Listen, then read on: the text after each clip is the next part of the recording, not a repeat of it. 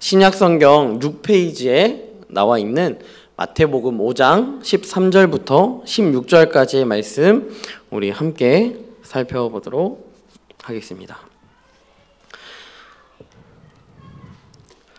네, 절이 4절이니까요. 여러분 저 한 절 읽고 마지막 절 같이 읽도록 하겠습니다. 마태복음 5장 13절부터 16절까지의 말씀 교독하겠습니다. 너희는 세상의 소금이니 소금이 만일 그 맛을 잃으면 무엇으로 짜게 하리요? 후에는 아무 쓸데없어 다만 밖에 버려져 사람에게 밟힐 뿐이니라. 너희는 세상의 빛이라. 산 위에 있는 동네가 숨겨지지 못할 것이요. 사람이 등불을 켜서 말 아래에 두지 아니하고 등경 위에 두나니 이러므로 집안 모든 사람에게 비치느니라. 함께 읽겠습니다. 이같이 너희 빛이 사람 앞에 비치게 하여 그들로 너희 착한 행실을 보고 하늘에 계신 너희 아버지께 영광을 돌리게 하라. 아멘.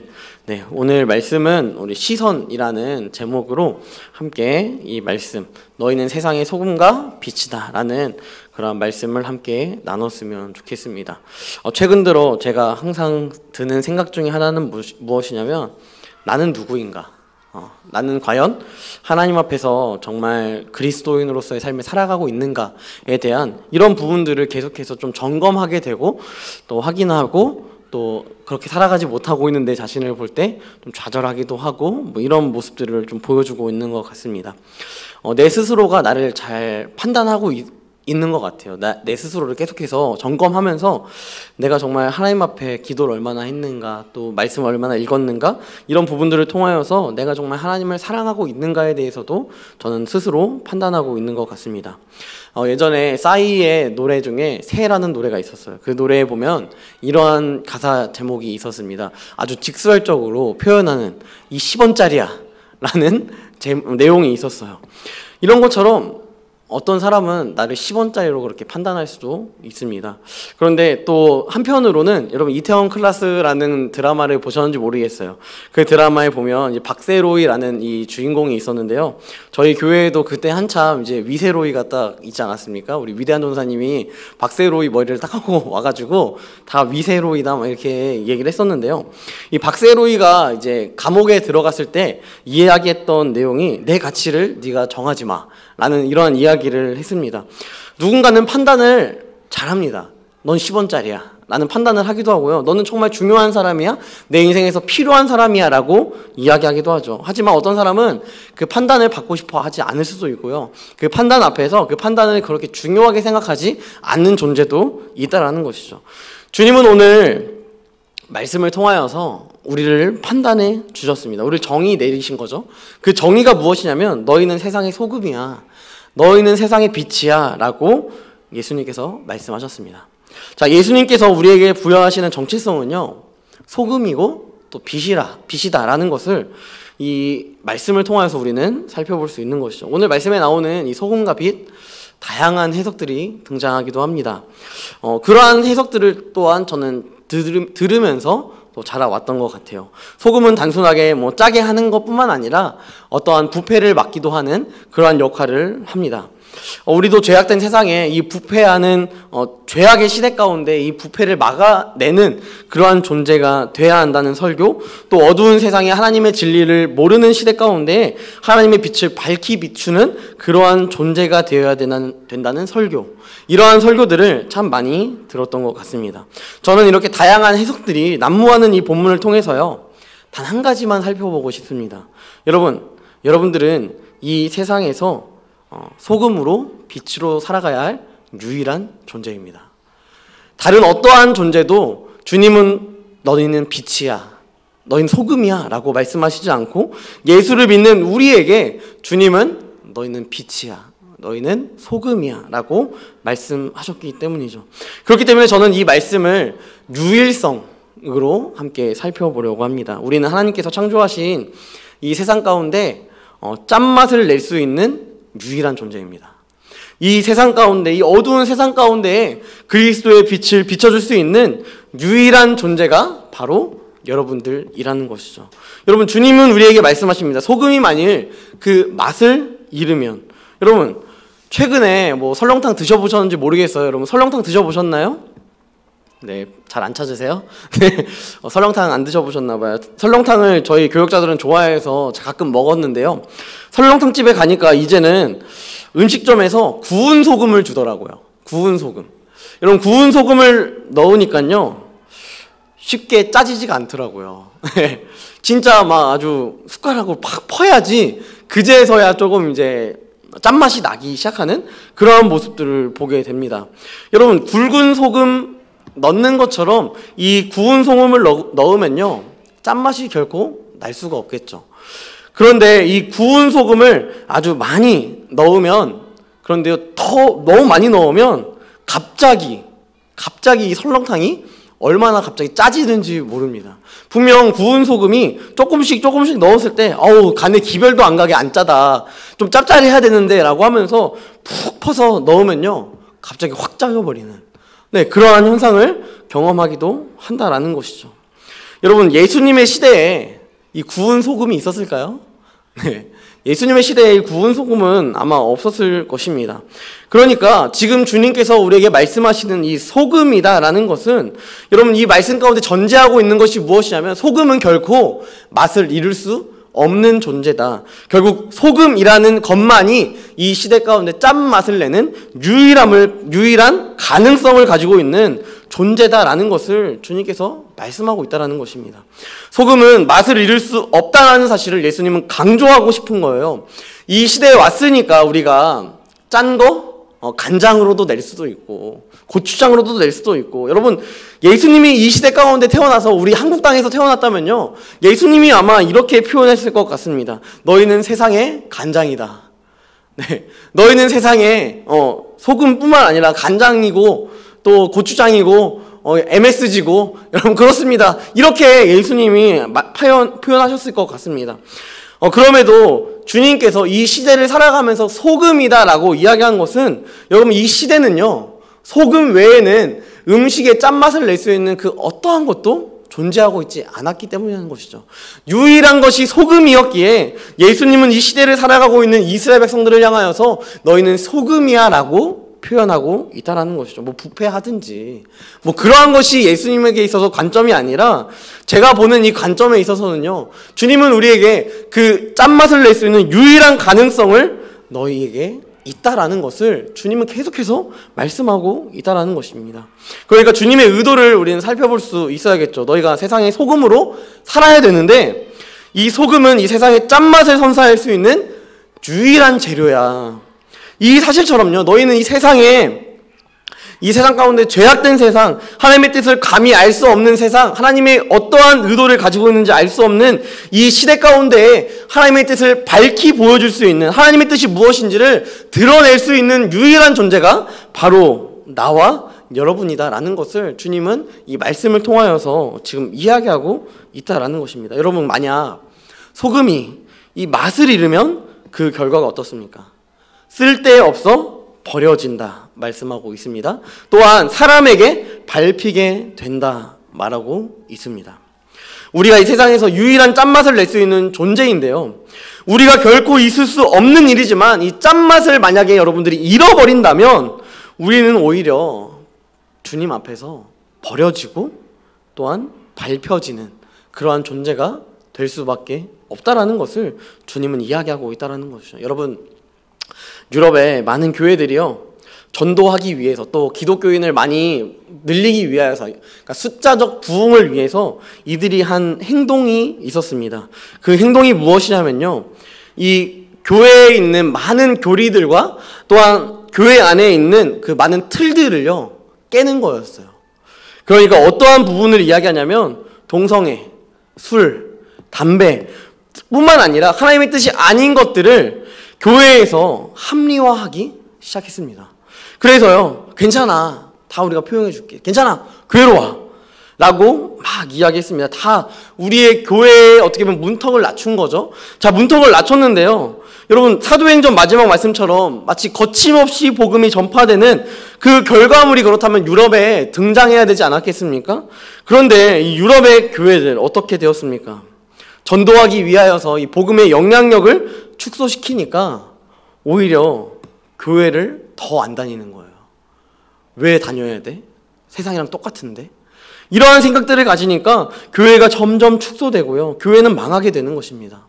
또한 교회가 이제는 술집으로 변해버리는, 이 한국 땅에서도요, 최근에 이 교회가 술집으로 변해버린 상황을 뉴스에서 본 적이 있습니다.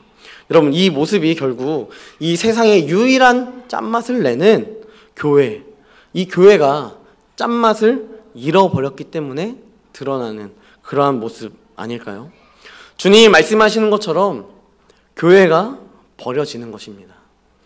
왜냐하면 짠맛을 내지 못하기 때문에 사람에게 짓밟혀 버린다라는 것이죠. 이러한 존재, 교회가 이제는 개독교라는 이야기를 듣는 것이 너무도 당연한 그런 시대를 살아가고 있다는 것입니다. 여러분, 그렇다고 이 교회가 무너지는 것에 대해서 슬퍼하지만은 않았으면 좋겠습니다. 우리가 보다 슬퍼해야 하는 사실은요, 교회가 문을 닫고, 여러분 1년에 교회가 얼마 정도 문을 닫는지 아시나요? 최근 통계해 보니까 1년에 교회가 6,000개가 문을 닫고 있다라고 이야기를 합니다. 정말 슬픈 이야기죠. 하지만 여러분, 저희가 이 상황을 보면서 교회가 6,000개나 문을 닫았대, 너무 안타깝다, 슬프다 라는 것이 우리에게 주된 포인트가 되어서는 안 되는 것이고요. 여러분, 우리가 정말 슬퍼해야 하는 것은 이 한국 땅 가운데 또한 교회 안에서도 더 이상 복음이 힘을 잃어버렸다 라는 것이 우리에게 있어서 슬픔으로, 애통으로 다가와야 한다라는 것입니다. 예수의 십자가가 더 이상 힘이 없어졌습니다. 외부에 있는 많은 예수를 믿지 않는 사람들에게 있어서도 원래 힘이 없던 십자가였는데, 교회 안에서, 우리 믿는 자들 안에서도요, 이 십자가가 힘이 없어요. 십자가를 의지하지 않습니다. 예수의 부활, 힘이 안 돼요. 더 이상.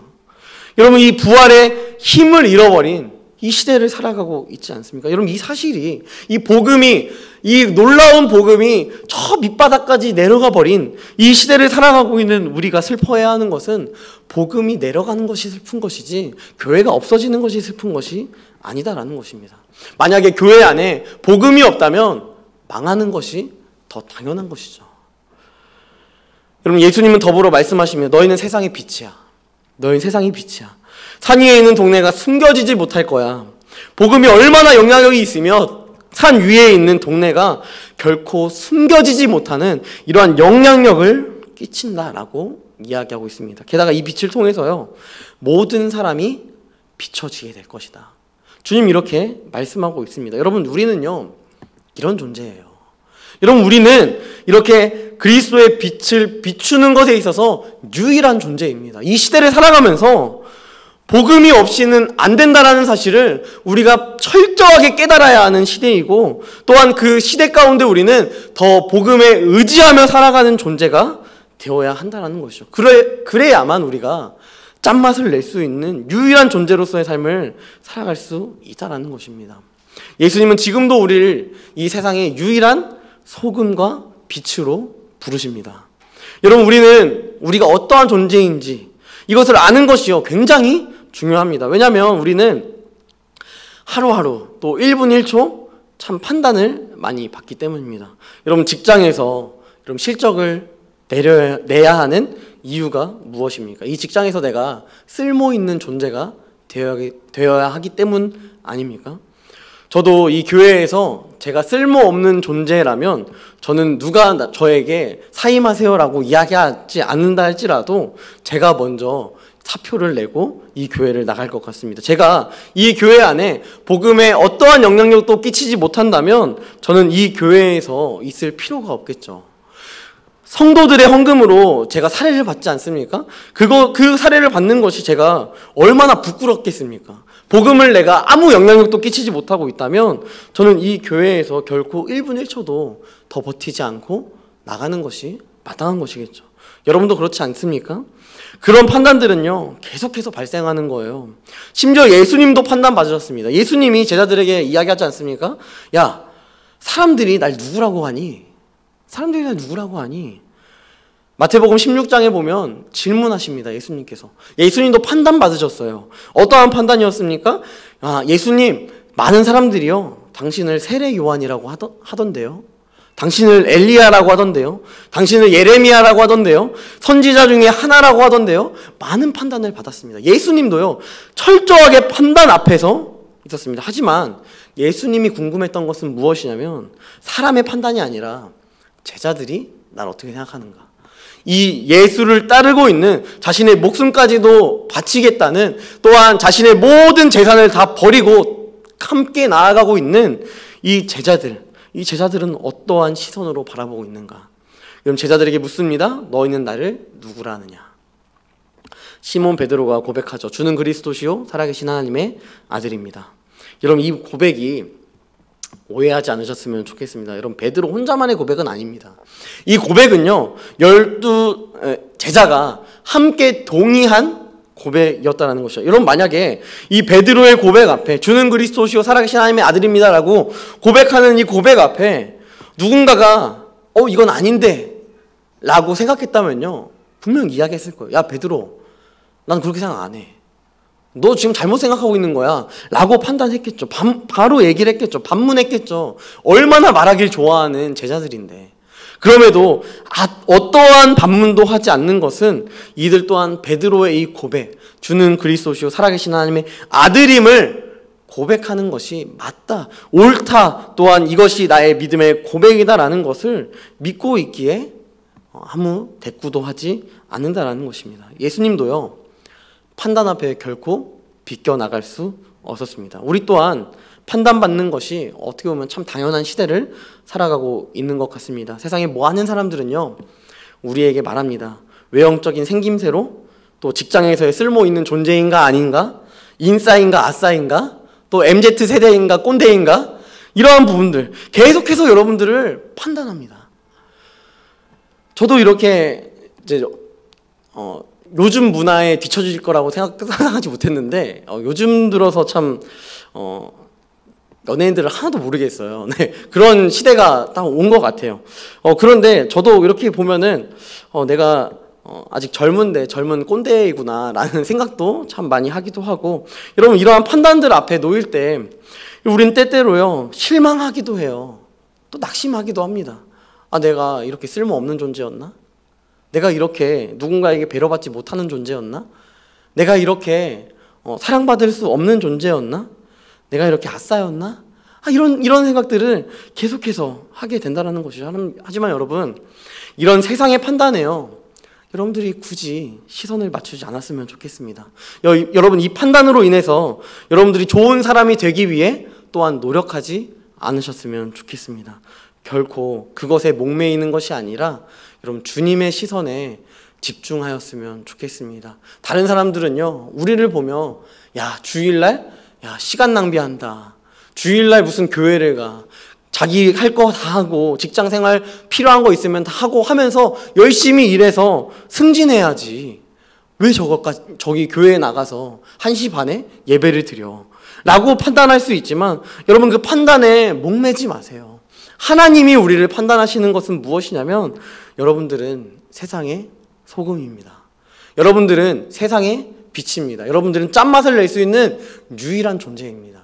여러분들은 이 세상 가운데 어두운 세상에 빛으로 부르신 주님을 다시 비춰줄 수 있는 유일한 존재가 바로 여러분들밖에 없다라는 것입니다. 다른 사람들은 여러분들에게 이야기할 수 있어요. 맛이 안 난다. 왜 이렇게 맛이 없어서 밍밍하네. 실망하기도 하고요. 빛이 왜 이렇게 흐려? 라고 이야기할 수 있습니다.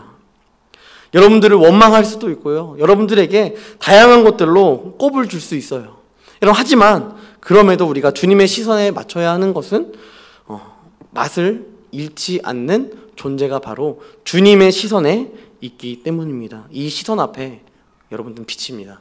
이 시선 앞에 여러분들은 소금입니다. 이 시선으로 주님이 우리를 바라보고 계신다라는 것을 여러분들이 좀 신뢰하고 나아갔으면 좋겠습니다. 내 인생이 보잘것없다 느껴질 때에도 여러분들을 향하신 하나님의 시선은 빛입니다. 소금입니다. 여러분들은 유일한 짠맛을 낼 수 있는 존재입니다. 여러분, 말씀을 마무리하려고 합니다. 여러분, 언제까지 이 세상에 계속해서 귀를 기울이며 살아가시겠습니까? 계속해서 이 변해가는 세상은요 이거 하나 맞췄더니 또 다른 거 맞춰달라. 이거 맞췄더니 또 다른 거 맞춰달라. 이거 맞췄더니 또 다른 거 맞춰달라. 결국은 뭔가 그것에서 뒤처지기 시작하잖아요. 그러면은 그때부터는 걷잡을 수 없이 뒤처지고 걷잡을 수 없이 그것을 따라잡을 수 없는, 그래서 스스로를 실망하고 살아갈 수밖에 없습니다. 세상의 시선이 아니라 여러분 하나님의 시선에 집중하십시오. 그 시선 앞에 여러분들의 정체성을 다시 확인하십시오. 예수님은 말씀하십니다. 너희 빛이 사람 앞에 비치게 하여, 이렇게 말씀하고 있어요. 이 명령하고 있습니다. 빛이라면 사람 앞에 비치는 존재가 되어야 합니다. 진정한 빛이신 예수님은 이 세상 사람들에게 비추는 존재가 되길 소망하고 있습니다. 여러분들의 착한 행실을 보고요, 하늘에 계신 너희 아버지께 영광을 돌리게 하라. 착한 행실이 여러분 대단한 것이라고 생각하지 마십시오. 왜냐하면 여러분은 이미 세상에 비치기 때문입니다.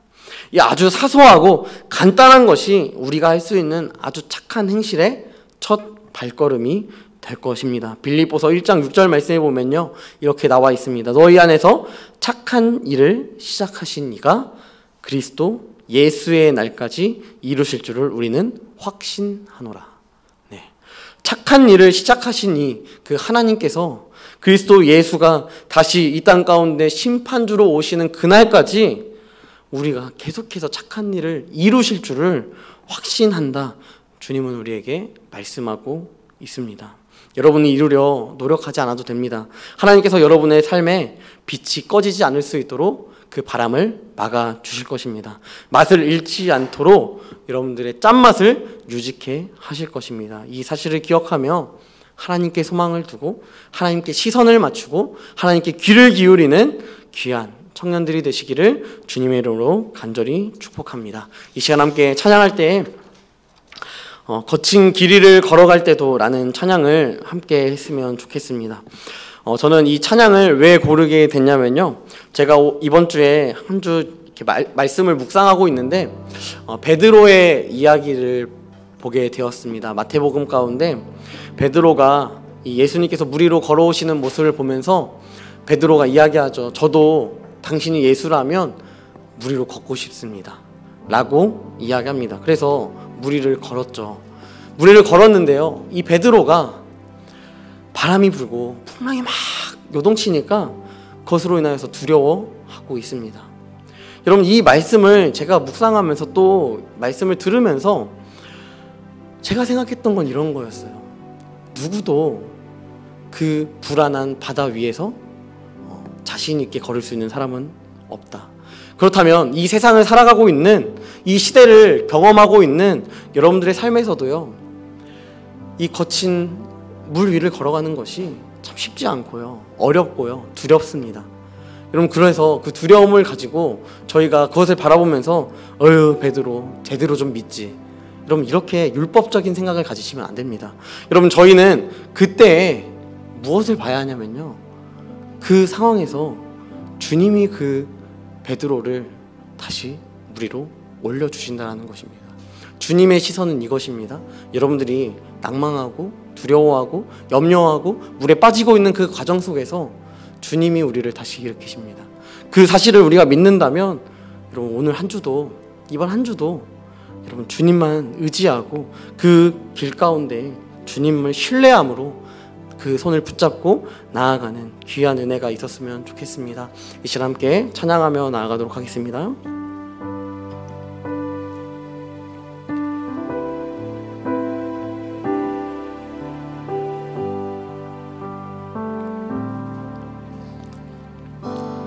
모든 것 아시는 주님, 나의 맘의 연약함 보시고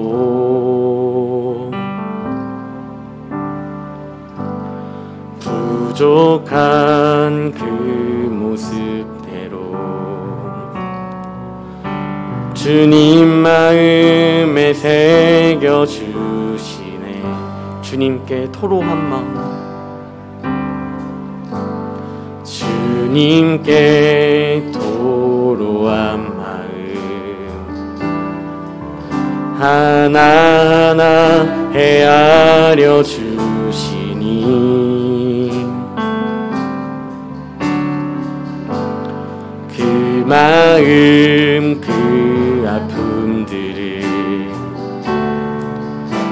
주님 손으로 품어주시.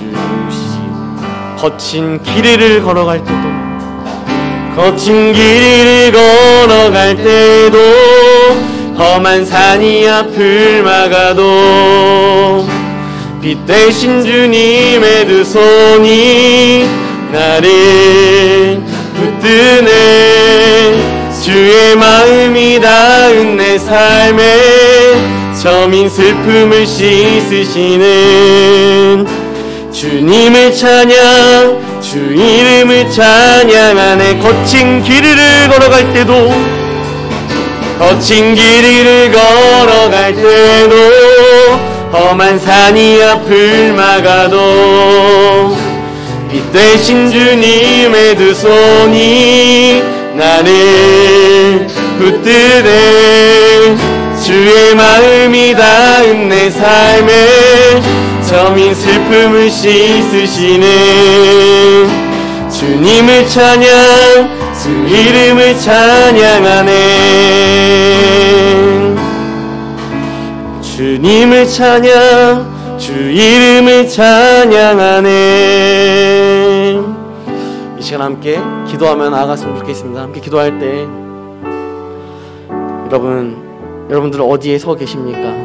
혹시 여러분들의 삶이 지금 이 거친 이 물결 앞에서 점점 잠겨가고 있지 않으십니까? 여러분들의 삶이 고단함과 어려움과 피폐함으로 인하여서 점점 물에 가라앉고 있지 않으십니까? 여러분, 그때 우리가 아무리 발버둥 친다 할지라도 우리는 결코 무리를 걸을 수 없습니다. 우리가 무리를 걸을 수 있는 유일한 방법은 주님께서 나의 손을 붙잡아 주시는 것입니다. 여러분, 주님이 우리에게 손을 내밀고 계십니다. 주님은 우리에게 말씀하십니다. 너희는 세상의 빛이다. 너희는 세상의 소금이다. 주님께서 우리에게 정체성을 확고하게 표현하고 계십니다. 그 정체성을 확고하게 하시는 주님께 정말 여러분들의 삶을 맡겨드리는 귀한 이 예배의 시간이 되었으면 좋겠는데요. 이 시간 함께 기도할 때 하나님, 내가 다른 것을 붙잡고 살아가는 것이 아니라, 허황된 세상의 것들을 붙잡고 살아가는 것이 아니라 하나님의 손을 붙잡고 주님의 손을 붙잡고 한 걸음 그 걸음을 걸어가게 하여 주시옵소서. 또한 이 슬픔 가운데 나의 눈물을 닦으시고 나의 고난 가운데 그 고난이 변하여 기쁨이 되게 하시는 그 주님을 신뢰함으로 나아갈 수 있는 귀한 이 시대에 빛을 발할 수 있는 청년들로 세워달라고 이 시간 함께 기도하며 나아갔으면 좋겠습니다. 함께 기도하겠습니다. 전능하신 하나님,